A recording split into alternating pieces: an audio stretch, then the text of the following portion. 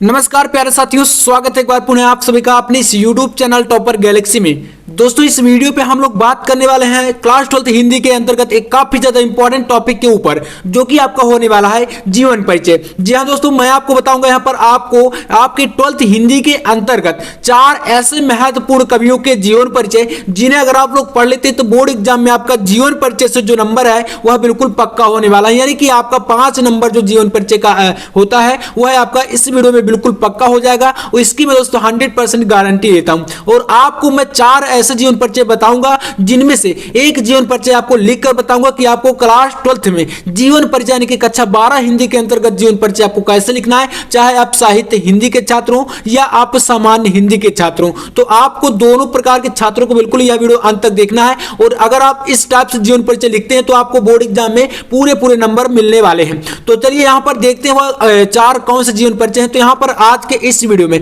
हम लोग यहां पर देखिए कवियों के जीवन परिचय की बात कर रहे हैं। बाकी इससे नेक्स्ट वीडियो में आपको बताऊंगा कि आपको लेखकों में कौन कौन से जीवन परिचय तैयार करने हैं, क्योंकि आपका जो एग्जाम है वह 16 फरवरी को होने वाला है। तो आपको 16 फरवरी से पहले मैं सारे टॉपिक एकदम क्लियर करा दूंगा, एकदम अच्छे तरीके से आपकी हिंदी की तैयारी में कराने वाला हूं। तो एक एक टॉपिक को एक एक वीडियो में देखेंगे और इसी प्रकार से आपको 10 से 15 वीडियो में मैं आपको बिल्कुल कवर कर दूंगा हिंदी में। आपको एक भी टेंशन लेने की जरूरत नहीं, यहां पर आपको बिल्कुल 95+ की तैयारी होने वाली है। तो चलिए देखते हैं यहां पर मात्र कौन कौन से जीवन परिचय आपको पढ़ने हैं। और देखिए इनको आपको पढ़ना ही पढ़ना है। इनको अगर आप पढ़ लेते हो तो इनसे बाहर आने वाला नहीं है, यह मेरी गारंटी है। नंबर 1 पर आपका कौन सा जीवन परिचय आता है, तो आपको पहले जो है कवियों में नंबर 1 पर पढ़ना है मैथिली शरण गुप्त जी का जीवन परिचय। तो इसको आप लोग अगर पढ़ लेते हैं तो समझ लीजिए आपका बिल्कुल बेहतरीन तरीके से होने वाला है 5 नंबर। इसके बाद देखते हैं दूसरा नंबर आपको पढ़ना है जयशंकर प्रसाद जी का जीवन परिचय। और नंबर 3 पर आपको पढ़ना है सुमित्रा नंदन पंत जी का जीवन परिचय। एंड चौथा आपको पढ़ना है लास्ट, वो है आपका महादेवी वर्मा। ठीक है, तो ये 4 जीवन परिचय आप लोग पढ़ लीजिएगा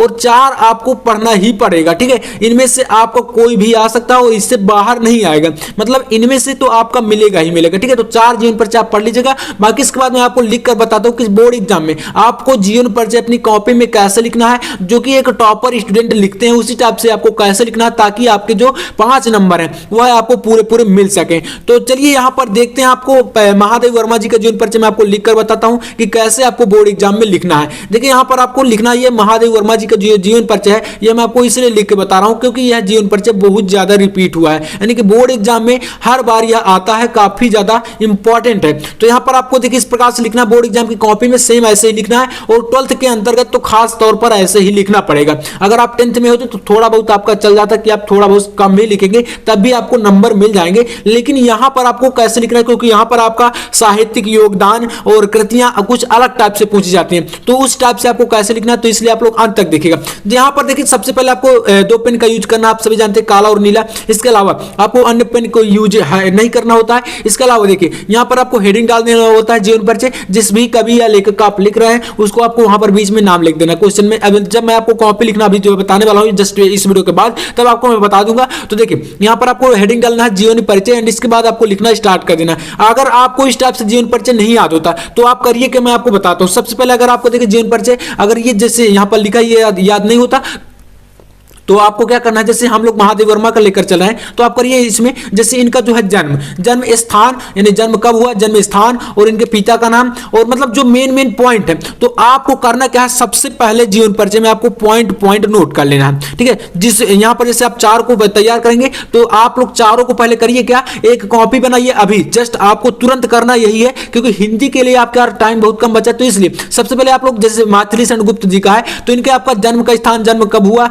पिता का नाम, शिक्षा कहां पर हुई, इनको आपको पॉइंट बना लेना है कि नंबर डालकर 1 नंबर 2 नंबर ऐसे 3 नंबर, इस टाइप से आपको जन्म स्थान, पिता का नाम और इसका मतलब इनकी जो शिक्षा है वह कहां तक हुई, इनकी कृतियां कितनी थी, तो आप पहले इनको पॉइंट करके याद कर लीजिए। उसके बाद उन्हीं पॉइंट को मिलाकर आपको एक जीवन परिचय अपनी भाषा में लिख देना।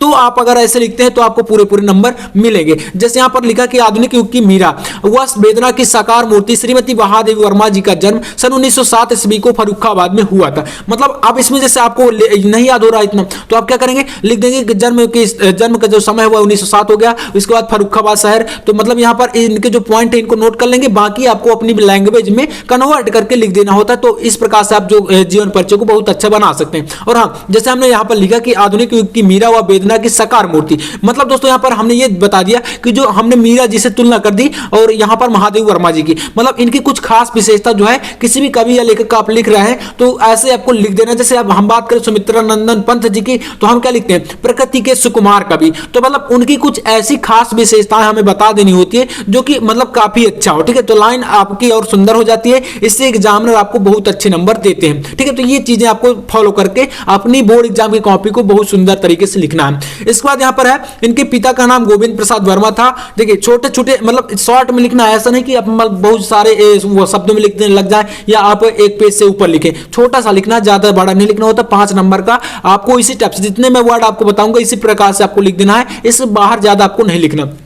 तो देखिए यहाँ पर हो गया। इसके बाद है महादेवी की जो महादेव वर्मा है इनकी आरंभिक शिक्षा इंदौर में हुई। जैसे हम इसको पॉइंट 1 बना सकते हैं कि शिक्षा के सामने लिख देते हैं इंदौर, ठीक है। तो एक पॉइंट आपको यह भी याद हो जाता, बाकी आप लिख देते हैं कि महादेव वर्मा की जो प्रारंभिक शिक्षा है वह इंदौर में हुई। तो इस प्रकार से इसके बाद सन 1916 में आपका विवाह जो है रूप नारायण वर्मा के साथ हो गया। मतलब यहाँ पर विवाह का समय लिख देते, बाकी हम नाम बता देते, तो इसको भी हम मिलाकर लिख सकते थे, ठीक है। इसके बाद है महादेवी जी उत्तर प्रदेश विधान परिषद की सदस्य भी रही और सन 1987 में इनका जो है परलोकवास हो गया। तो यहां पर हमने इसको भी बता दिया, इसको भी एक पॉइंट मान सकते हैं, मतलब पॉइंट बनाकर आप इसको भी एक लिख सकते हैं, ठीक है। तो इस प्रकार से आप अगर करते हैं तो आपको बहुत अच्छा नंबर मिलने वाला है। हमने देखिए मेन पॉइंट यहां पर बताए, ज्यादा चीजें नहीं बताई हैं ताकि हमारा समय भी बोर्ड एग्जाम में बचा, ठीक है। तो बोर्ड एग्जाम में टाइम की काफी ज्यादा कीमत होती है, तो इसलिए टाइम को देखकर आपको सारी चीजें मैनेज करके चलनी होती है ना। तो इस प्रकार से सारी चीजें आपको लेकर चलना है। और बाकी इसके बाद आपको जो 12th में आप पूछा जाता है साहित्य में योगदान, साहित्यिक विशेषता या साहित्य में योगदान, तो इसको देखिए कैसे लिखना होता है,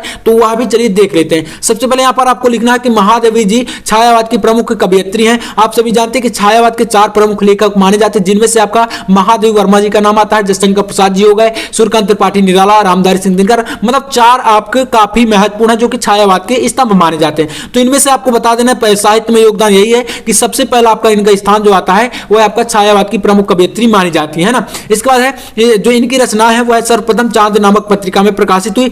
तो मतलब दोस्तों हमने देखिए यहां पर इसको हाईलाइट कर दिया, इसलिए हाईलाइट किया क्योंकि दोस्तों यहां पर आपको एक अंडरलाइन इस प्रकार से कर देना है ताकि जो आपके एग्जामिनर कॉपी चेक करेंगे उनको डायरेक्ट जो है देख लेंगे, तो इससे आपका काफी ज्यादा अच्छा इंप्रेशन रहता है। तो इसलिए आपको इनको जो है अंडरलाइन भी कर देना है, जो कोई कुछ मेन शब्द होते हैं ना। इसके बाद देखिए यहां पर आपको क्या कर देना है, इसमें जो इनकी विशेषता रही वही आपको बताने होता है, जिसे प्रकाशित हुई। इसके बाद भारत सरकार ने इन्हें पद्म भूषण की उपाधि से सम्मानित किया और सन 1983 में ज्ञानपीठ पुरस्कार से भी सम्मानित हुई। काव्य प्रतिभा के काव्यात्मक प्रतिभा के लिए इन्हें सक्सरिया एवं मंगला प्रसाद पुरस्कारों से भी सम्मानित किया गया। मतलब साहित्य में इनका काफी देखिए अच्छा योगदान रहा है और तभी इनको इतने सारे पुरस्कार मिले हैं। मतलब एक व्यक्ति को इतने सारे पुरस्कार मिलना काफी बड़ी बात होती है, तभी तो मतलब इनका जो है एक अच्छा योगदान रहा होगा, ठीक है। तो इस प्रकार से आपको साहित्य के योगदान में इतना चीजें बता देनी है। और बाकी ये इसमें अगर आपको ये चीजें नहीं याद होती तो आप इनको भी पॉइंट आउट कर सकते हैं, यानी कि पॉइंट नोट करके पहले आप इनको तैयार करिए, फिर इसके बाद आपको इसको अपनी लैंग्वेज में कन्वर्ट करके लिख देना है।